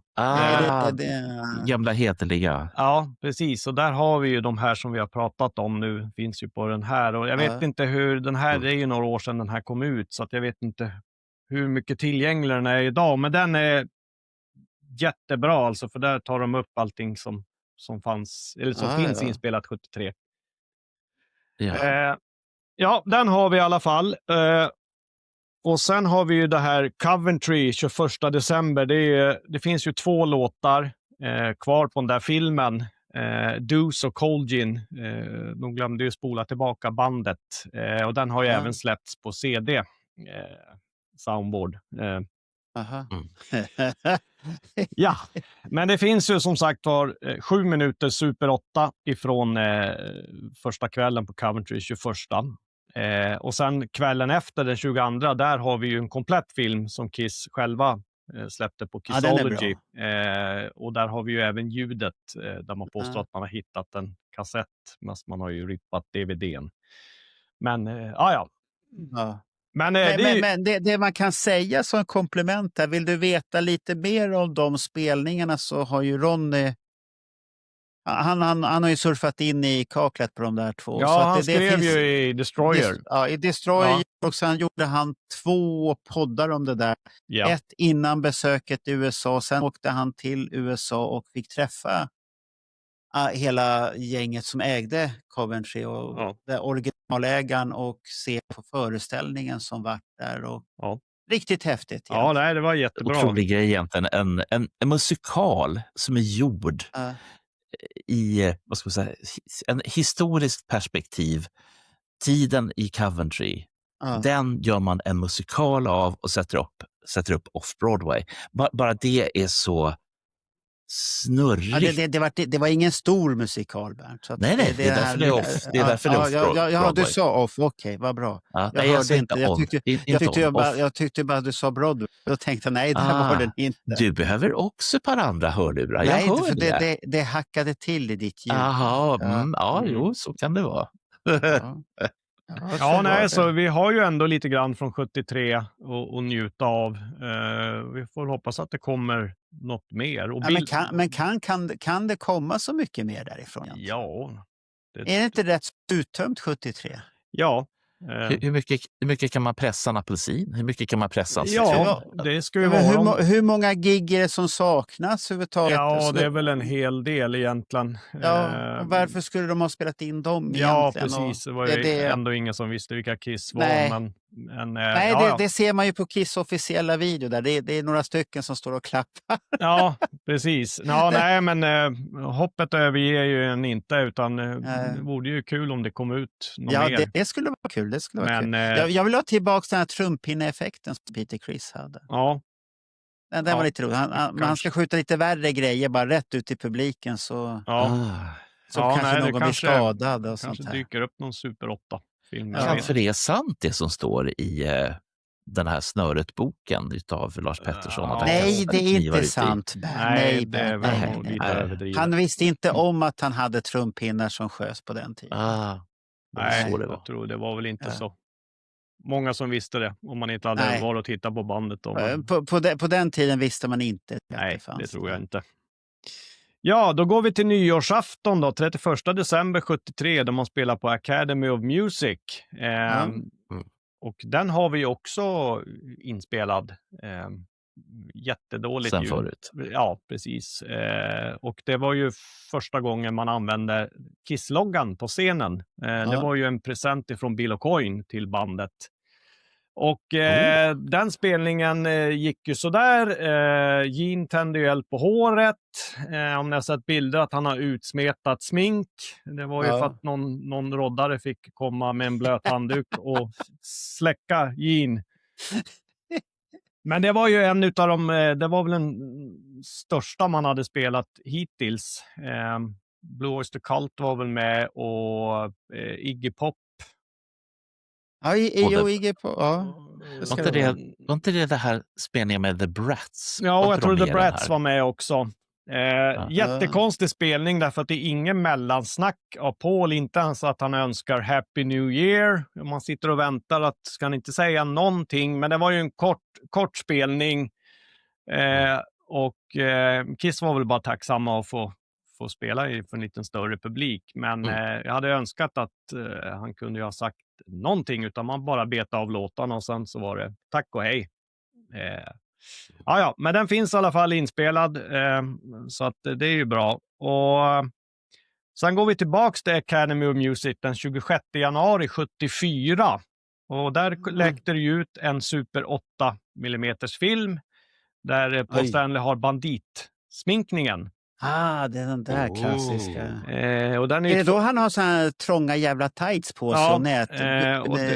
Det blev ju det blev ju sista gigget med banditsminkningen. Det var bra. Sen var det ju stjärnan. Den var inte bra. Varför kastar de inte den till Bruce i sådana fall? Ja, jag vet inte. Den kunde Bruce ha haft på sig. Men kul att Super 8 den kom ut. Faktiskt. Men han hade väldigt fjompig klädsel där med hotpants och... Ja, jo. Det var inte rockigt alls. Nej, men som sagt man provade ju saker och både hit och dit. Vissa har varit väl mindre bra och vissa har varit väl okej och sådär. Men det är ändå en spännande tid för att man försökte ju liksom hitta vem är jag och vad ska jag göra på scenen, hur ska jag se ut och sådär. Så det är en spännande tid. Sen kan vi ju säga att de spelade ju på Long Beach den 18 februari 74 som man påstår att det är från Long Beach. Den är filmad. Den är 28 minuter var det. Men det har ju visat sig att det är ju inte alls. Till och med Kiss själva har ju gått ut med och sagt att det är Long Beach 18 februari. Men det har ju visat sig vara Michigan i april 74. Jaha, okej. Inte en siffra rätt. Nej, och den är väl... nej, precis. Och det tycker jag är fruktansvärt dåligt av bandet. Att inte ha koll på vad det är man släpper ut. Men de har ju haft svårt med kollen, Kiss själv. De har lite minnesluckor. Så det kan ni tänka på om ni tittar på den, så är det absolut inte Long Beach utan det är Michigan i april. Så att det är ju rätt år i alla fall och rätt turné, men det är ju inte Long Beach. Ja, men den är ju inte så svår att ta fel på. Det är ju den turnén de är lite mer dödsmetallaktiga med sitt svarta läder och allt det här. Det finns ju inget glammande i det hela överhuvudtaget. Nej. Inte det någon sån här konsert. Jag har ett exempel som Alex Bergdahl tar upp ibland, nämligen att han har tillbringat osunt mycket tid på att titta på tak ifrån hockeyarenor och gymnastiksalar i USA för att kunna hitta vart vissa bilder är tagna när personer hävdar att de här är tagna på det här stället. Och sen 18 år senare så sitter Alex Bergdahl och tittar på tak i gymnastikhallar för att se, finns det något vi kan... Och då blir jag lite sådär, jag känner igen mig själv i en sån här grej, men samtidigt så är det så sorgligt för alla. Så men är det ju. Resultatet var ju bra. Ja, framförallt när det kommer då officiellt ifrån bandet, att man inte har bättre research. Vad är det vi släpper ut för någonting? Vad är det härifrån? Vi tar ett datum och så kör vi på det. Och så visar det sig att andra börjar, nej men det där är inte auditorium i Long Beach. Den ser inte ut så där, utan det här är Michigan Palace. Ja. Men det är ju all heder till de som lägger ner tid på det och det gör ju, då får ju vi i alla fall rätt fakta. Men man kan ju tycka att det kan ju komma från bandet. Någon gång kan de ju ha rätt. Men det kanske kommer, vem vet. Nästa vi har är The Bayou i Washington den 25 mars 74. Den är 42 minuter lång, ljudinspelningen. Man spelade 2 gig den dagen. Tyvärr så har vi inte, är det första gigget vi inte har. Det finns ingenting utan det är den andra. Okay. Kiss körde ju mycket så att man körde 2 spelningar per dag. Och The Bayou är ju ett väldigt, väldigt litet jazzhak kan man säga. Så att det är ju väldigt, väldigt litet och det måste jag sett. Vi har ju lite foton därifrån och det ser ju ut som, det är en klubbspelning. som det är litet. Ja, precis. Men annars är The Bayou ju känt just för i jazzkretsar. Så att det kanske var många som satte ölen fel när Kiss klev upp på scenen. Ja, det kan jag tänka. Och hade nog kanske väntat sig lite mer att det var jazz. Tror du att det låter ju mer som rödvin, eller? Ja. Oavsett vad de drack så var det nog många som kanske inte riktigt visste. Jazztobaken gick fel. Jag glömde ju den. Så kan det ju vara. Och sen har vi ju den här Super 8 mm som kom från Forest Park i St. Louis. Den här jättestora spelningen ute den 31 mars. Den där just det. Där vi fick en Super 8-film. Där det tydligen blåste rätt bra för håret stod på sidan på allihopa. Och den som jag har... det är väl det som är lite häftigt med de bilderna, att håret är på Ace, fladdrar och Paul och Gino, så att det är lite häftigt tycker jag. Och den var ju det är den här konserten... 3 minuter och 33 sekunder fick vi. Ja, och det är den här konserten som Kurt Gooch, vår stora fina favorit, har stämt skiten ur alla som har lagt upp den här Super 8-filmen på lämpligt YouTube-medium. Ja, nej, men det är ju en mytomspunnen spelning eftersom det finns ju väldigt mycket bra bilder från det gigget. Men vi har tyvärr ingen ljudupptagning ifrån den spelningen. Och det var ju någon Kike radiofestivalsgrej och det hade ju Alex forskat i, men tyvärr så sändes det ingenting på radion. Nej. Så tyvärr. Men nu när du säger så jag för mig att jag la in den i Rogers krönika faktiskt. Ja, det när han tar upp den så är det en bild, då har jag en film, den är rätt så liten men den fladdrar, man får se lite. Ja. Jag har för mig att den ligger. Det finns inget ljud eller något sånt där, men man får se lite filmen. Den är liten, så Kurt Goos kanske har dålig syn, så han har inte sett den. Nej, men som sagt, det var väl nästan 40 000 eller något sånt där. Och, ja, det är en stor publik. Och det var väl ingen som kom och tittade på Kiss, men men häftigt ändå, så pass tidigt i karriären. Ja, men jag tror de varit nog lite impade att se det där bandet. Det tror jag. Det är annorlunda.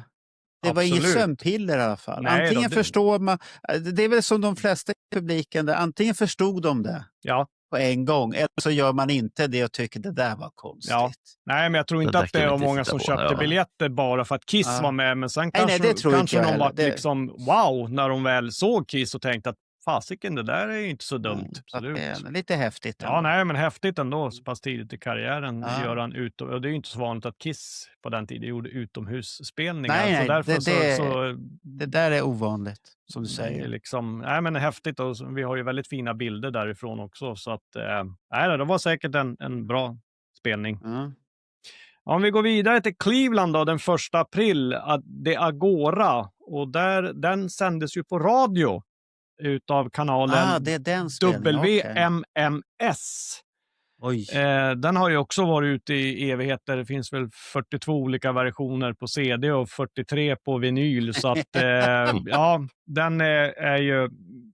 Ja. Den finns lite för mycket. Ja, precis. Och 6 dagar senare så är man ju på Michigan Palace, och där gjorde man också en radioinspelning, och det är där filmen som vi fick i Kissology, som påstås vara Long Beach, det är från Michigan Palace. Ja, det är den filmen. Ja, den 7 april. Och det var WABX Radio hette kanalen som spelade in Kiss gig i Michigan Palace. Är det samma kanal som kvinnan som gör en tidig radiointervju med då? Du menar Alison Steele? Alison Steele? Ja. Är det samma kanal? Är det samma veva? Oj. För jag vet att det är 74, och den är väldigt... Hon gör en bra intervju. Ja, den är jättebra. Och Kiss själva det är intressant att... För det är en väldigt bra... Och den finns på... Den finns faktiskt på YouTube. Den finns på YouTube faktiskt, så att du kan hitta den och man kan se. Vad heter den? Night Flight with Alice... Nej, hette någonting med Night. Hennes program. Night Talk eller någonting som med Alison Steele. Hon var väl inte så gammal heller. Alison Steele. Nej, jag kollade upp henne så hon fick någon... Fick hon cancer? Ja, jag tror att det var cancer hon fick. Nu ska inte jag säga, men hon gjorde och var väldigt och fick mycket priser och grejer faktiskt för sina intervjuer. Hon hade en väldigt bra radioröst.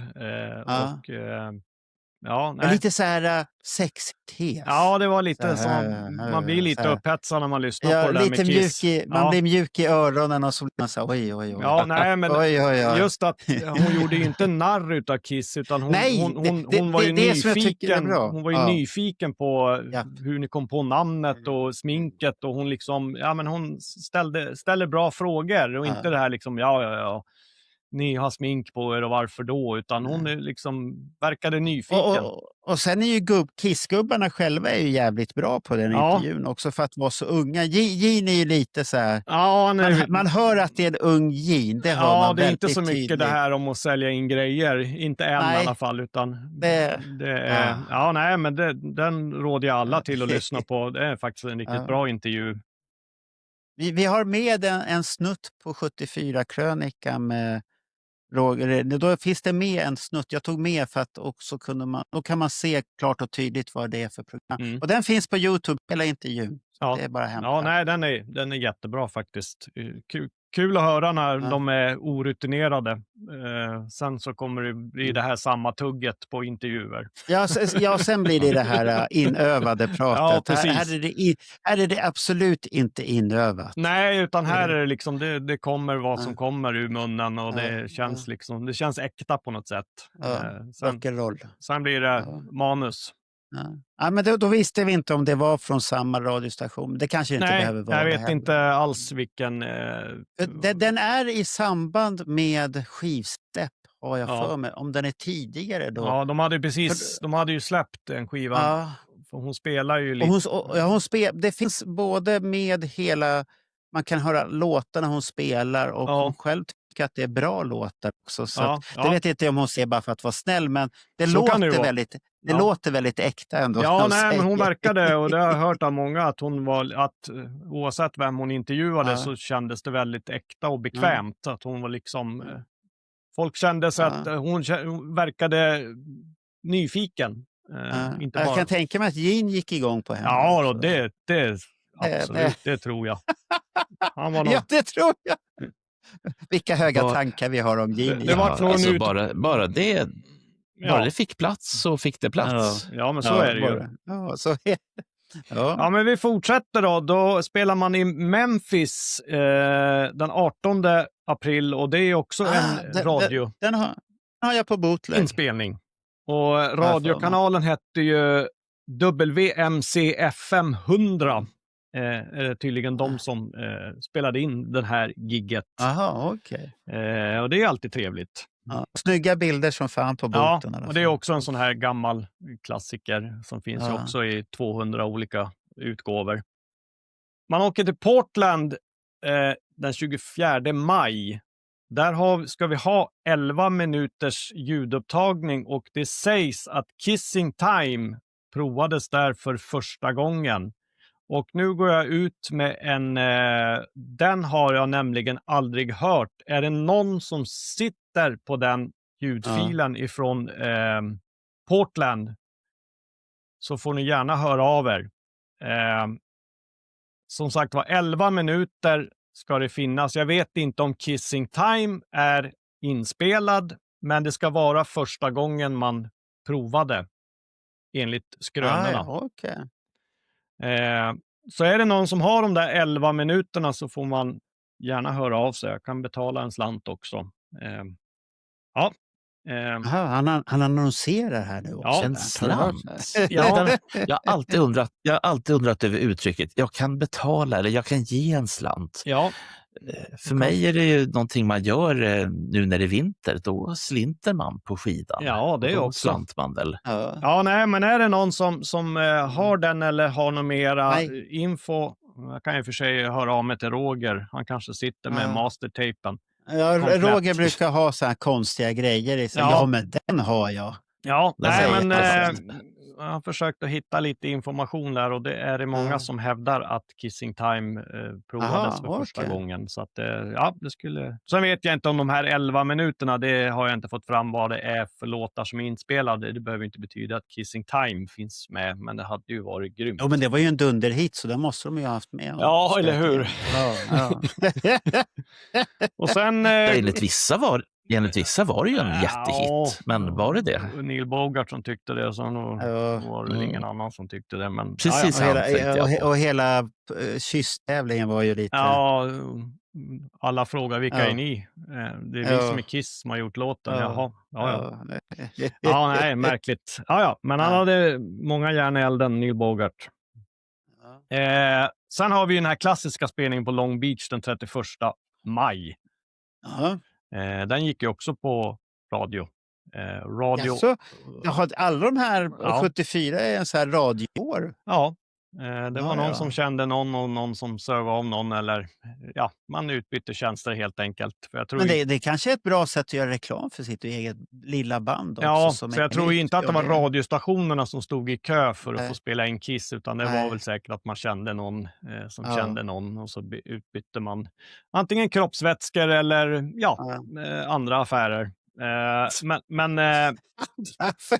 den som sagt var, det är ju en klassiker. Ja, okej. Och stationen hette tydligen Radio NAC. KNAC. Sug på den ni. Det blir ju väldigt roliga namn eftersom de får ju tilldelat utav motsvarigheten till radionämnden eller vad man ska kalla det för i USA. De får ju 4 bokstäver och alla börjar med W. Så att det är alltid kul när man får bokstäverna i rätt ordning som WROKK. Mm. Och sen hur man uttalar alla det får man ju väl själv fundera på så att det blir rätt. Ja, vi flyttar fram till San Francisco, Winterland, som man spelade 1 juni. Och vi vet ju att vi har ju ifrån 31 januari 75 har vi ju den här filmade svartvita. Och Winterland hade ju sånt här in-house-system, vilket att de kunde ju filma de som stod på scenen, och så fick man väl betala en krona eller 2 för att få ett videoband. Och även här så ska Kiss ha filmats. Och det går även rykten om att Kissing Time spelades här också. Men tyvärr så var det ju då att mastertapen var ju förstörd i en brand tidigt 80-tal. Så att det ryktas om att Kiss filmade inspelning då förstördes i branden. Så att den kan vi nog glömma. Vilket är jättesynd. För det hade varit kul att tänk att få fått Kiss 74 proffsigt filmat och så Kissing Time. Du vill ha Kissing Time? Ja, nej, men den har vi inte. Och som sagt var, de här uppgifterna kommer ju från en utav ägarna till den här klubben som själv har gått ut. Och det var inte bara Kiss som man hade filmat som förstördes, utan det var ju även andra artister och band också i den här branden. Ja, för det finns många spelningar från det stället som de gjorde. Så att, det är jättesynd att ingen hann ta en kopia, eller annars hade vi haft en filmat gig från San Francisco.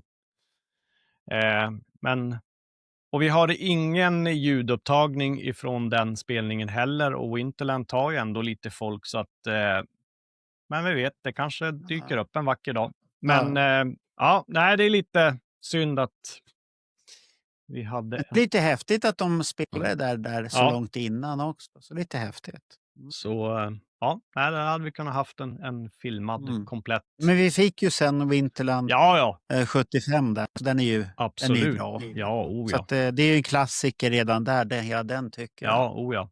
Men som sagt, i och med att man hade ett sånt system i lokalen så kunde man få en kassett nej, det var synd att men Kiss hade väl inga pengar då, annars hade de kanske köpt en kopia. Det är konstigt inte Bill O'Coin lät kreditkortet gå där, för att han var ju duktig på att hamstra grejer. Nej, det är jättesynd. Så att, men det är kanske någonting de missade, det vet man ju inte heller, att de inte tänkte på det. Så är det ju. Överhuvudtaget. Absolut, så kan det ju vara. Sen har vi från Toronto den 15 juni, Massey Hall. Jag satt med och tänkte på en sak här. Tänk innan du fortsätter. Tänk om de hade den här Kiss Expo kom och han blåste på den där videokassetten från 75. Och sen hade han ställt tillbaks den och vi hade fått se 75. Så säger han så här, jag har ännu värre grejer. Winterland 74. Och så blåser så kommer den på istället. Vilken upplevelse. Ja, då hade man väl både fått köra hjärtstartare och andra saker. Ja, det hade varit något. Klassik. Allting sånt där. Men det fick vi. Nu får du fortsätta. Toronto då, där har vi 1 minut pro-shot. Det är alltså ett nyhetsklipp där man visar Kiss. Det är uppe i Kanada då, just det. Precis. Så det tror jag finns på tuben, i alla fall funnits. Ja, det finns mycket nyhetsklipp från Kanada på tuben. Det är konstigt att Kurt Gooch inte fick fingrarna på dem. Really have a great time. Out front, it's all sequence and lights, massed amplifiers and bass speakers. Sound so loud that it's on the very threshold of pain. Undecipherable lyrics, bestial costumes, switchy movements, elaborate choreography, shooting flames and levitating drums. Backstage is all sweat, smell, and spilled beer. An audience can sense sincerity. And if we were up there trying to put one over on the audience, they would be aware of it. You know, you can't fake sweating and you can't fake exhaustion. And we're both, drenched and exhausted when we go off, and it's for the audience. You can probably smell us right now. If someone pays $6 to see me, I'm not doing them a favor playing for them. I owe them $6 worth of music at least.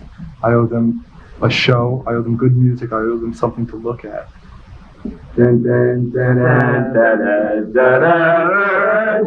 we all get up. The bass is physically felt within the stomach.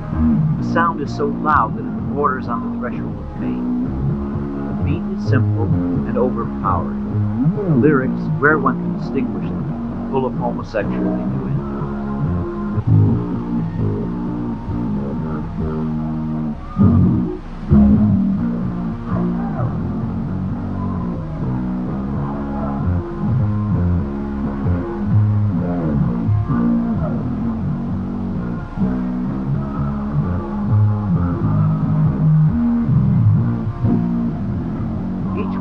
Seeks its own distinct finish. Kiss, which we met on the streets of New York a year or so ago, play at being monsters.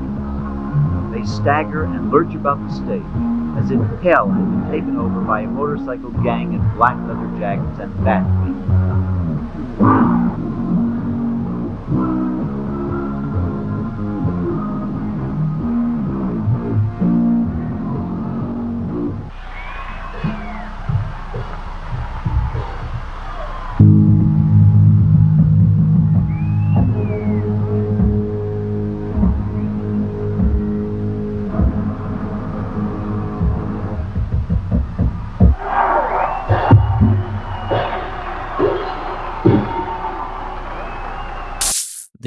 Vet du vad, Marco?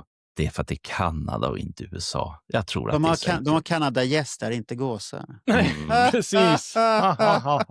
Och de är lite snällare. Ja. Jävla Kurt Dortz där. Ja, nej, som sagt. Nej, men det är alltid kul att titta, för det är ju ändå tidiga Kiss, så det är ju alltid kul att... Men är det den som är fin? Nej, då har de 75-dräkterna. Jag kommer inte ihåg hur... Jag vet att jag har ju sett... Jag har sett ett antal av de där videos. Jag vet att de är ju där uppe 75 också, har jag för mig. Och då finns det videos där. Och då är det lite snett bakifrån. Ja. Man får se det. Så är det ju. Men det är häftigt. Det är häftiga grejer. Det ska man söka upp på YouTube och titta. För det är mycket absolut. Roliga grejer. 15 juni 74. Alltså ett nyhetsklipp.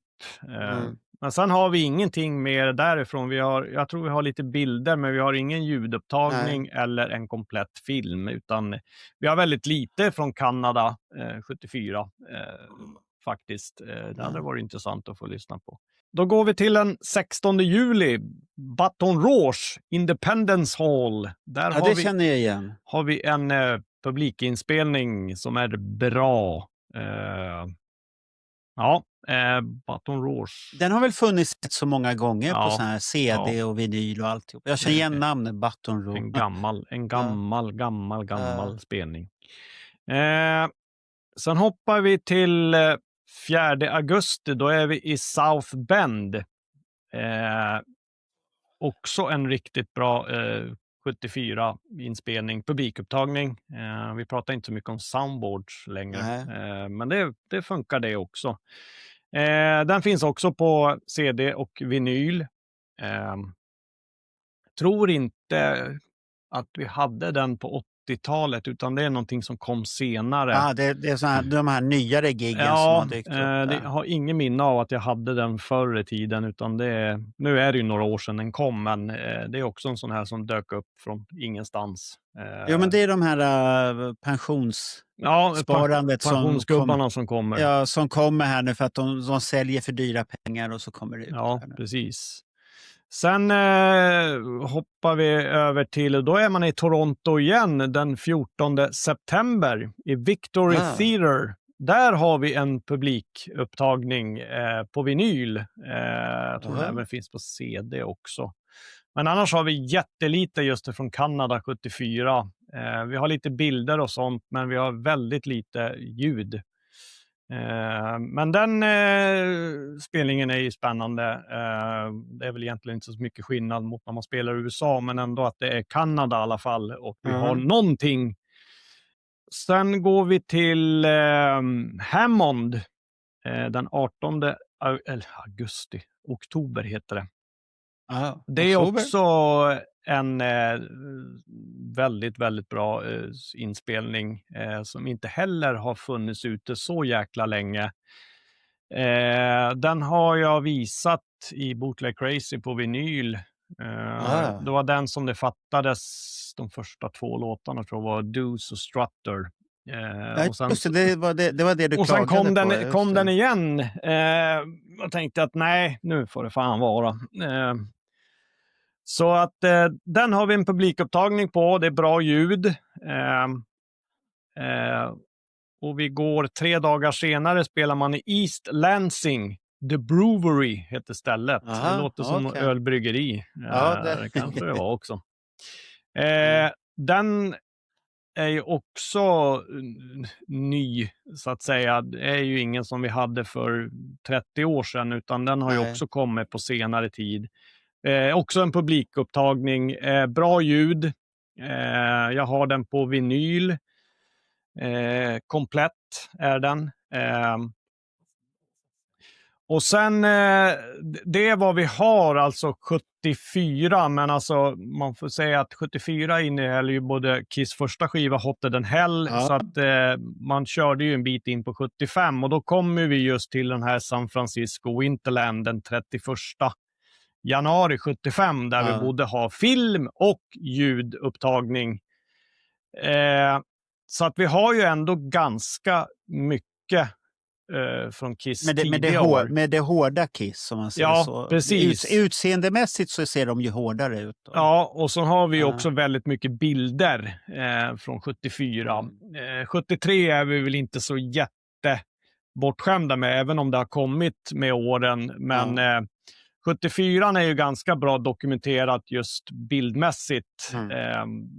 Och vi får väl ändå säga, med tanke på att många visste ju inte vilka bandet var, så får vi ändå vara glada och tacksamma att vi har så pass mycket ljudupptagningar ändå på ett band som det sades då att det var ingen som brydde sig, och men det tror jag inte heller på. Men nej, det där är de här gamla myterna som fortfarande precis, men som sagt var, det är ju ändå, vi har ju en hel del faktiskt, och kommer säkert komma flera 74 gig framöver här i olika konstellationer, så att nej, men för mig personligen så är just 73-74 är ju väldigt spännande, därför att det är ju liksom en spännande tid för bandet innan man hittar vilka är vi och vad ska vi göra, och sen så ska man ju givetvis hylla Bill Aucoin och Sean Delaney och alla de här som verkligen ville Kiss väl och jobbade med bandet, för jag tror att Kiss själva hade nog inte riktigt koll på vad vi skulle göra egentligen. Det tror inte jag heller. Även om Paul och Gene skulle ju hävda motsatsen, att det var de som kom på allting. Men det är en intressant tid, och ju längre 74 går så hör man ju att man har ju repat, man har ju liksom tänkt igenom att det finns ju liksom en, vad ska jag säga, det finns en tanke bakom röd tråd på showen, att nu kör vi den här låten, och då, när du gör det, då gör vi det här, och så att men då har ju Sean Delaney kommit in på något precis. sätt. Det är bara det som är intressant. När kom han in, tycker jag? Kom han in i början av 73, eller kom han in? Ja, för jag har inte... Eller har jag den där jävla Hellfire-boken som han släppt? Jag heter en Hellfire-box, eller vad heter den där jävla boken? Ja, just det. Det är Sean Delaney-boken där, Ja, för jag har inte läst den. Så det var jag har i alla fall ett hörselminne, för att vi har pratat om det här. Och om jag inte minns helt fel nu, så pratar jag om de första 3 månaderna utav liveframträdanden. Då hade de inte en susning. Och det var ju även på den här tiden som vi hade Peter Criss som den här framträdande talaren för gruppen. Och sen Aucoin som säger till Sean Delaney att så här kan vi inte ha det. Och då säger Delaney, nej, det har du rätt i. Nu jävlar, nu blir det åka av. Och sen en 3 månader, för då gör de också ett uppehåll konsertmässigt. Och sen när de väl kommer ut igen, då har de här rytmiska rörelserna. Men jag för mig nu när jag tänker efter att det där är slutet av 73. Ja, för mig Roger säger att de bunkrar in sig och kommer ut sen som ett annat band. Och då har de haft den där gubben där med. För sen ger ju han, Sean, det har vi diskuterat för, han ger ju sig själv så jävla mycket cred så att det blir lite så här, nej det där stämmer inte, nu överdriver du alltihopa också. Så att han överdriver ju gärna sin roll i det hela också. Ja. Men det är intressant då, och det är väl det många tycker alltid när det gäller ett band, om man får gå tillbaka, så är det alltid de tidiga åren man funderar på vad gjorde karaktärerna in det stora genombrottet. Och så är det väl med Kiss också. Innan 76 så är det ju ett spännande band. Ja. För sen 76 då är de ju helt plötsligt ett stort band. Ja. Då är det på en helt annan nivå.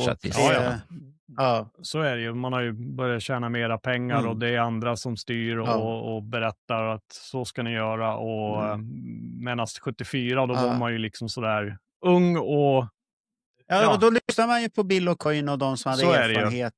Och Peter Criss till och med. Han var säkert och han slutade hota. Jag slutar hota om jag inte gör det bättre här nu. Ja, precis. Nu slutar jag. Nu är jag i toaletten då. Nu hoppar jag av bandet. Ja, men det var ju mycket...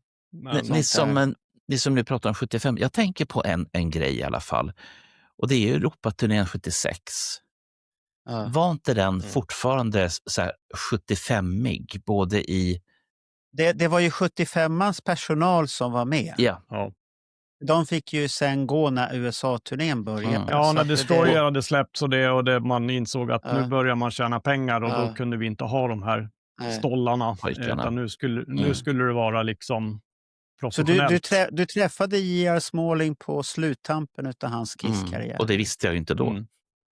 Nej, och det visste han nog inte själv heller. Nej då, det tror jag inte. Det menar att han var mer överraskad än vad jag var. Ja, han var nog så här, oj, jaha. Så att, ibland måste man ju utvecklas och så kan man säga, det är taskigt, han var med från början. Ja, men han kanske inte är den som ska vara med och styra skeppet längre. Nej. Och hjälpa till, för det finns, man har behov av andra saker. Ja, så är det. Ja, men nu har vi rott hem det här igen då. Ja, men som sagt, nu får du börja planera nya bootlegs crazy här. För vad jag såg här på återblicken så var det ju bara 3 bootleg crazy han hade släppt förra året. Ja, men han Johan menar du?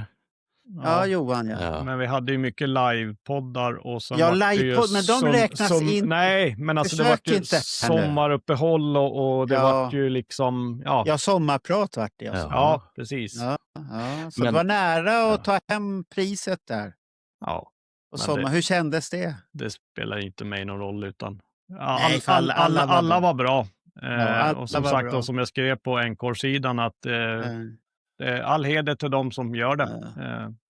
Sen är vi olika, men jag tycker att alla, men det har det varit tidigare år också, jag tycker att alla sommarpoddare som har varit med har varit bra. Så tack Johan, och nu får du gå och festa med resten av familjen där och fira frugan. Och det ska jag göra. Lycka till och tänk på att det är måndag imorgon, ni ska jobba, så bli inte för vilda. Nej då, för fasiken, det blir bara kaffe. Det är lugnt. Bara kaffe? Ja, men ni brukar ju ha sån här skvätt i kaffe. Man ska se om det är klart eller vad det är. Nej, glöm inte saltet. Jag ska jobba. Men glöm inte saltet. Ja, men glöm inte saltet. Ja, jag har hört att det ska vara. Norrlänningar har mycket konstiga saker. Varannan vatten. Ja, nu har du börjat som Bernt här. Varannan vatten. Nej, fy fan. Där slutar vi. Varannan vatten. Hej då. Hej då. Detsamma.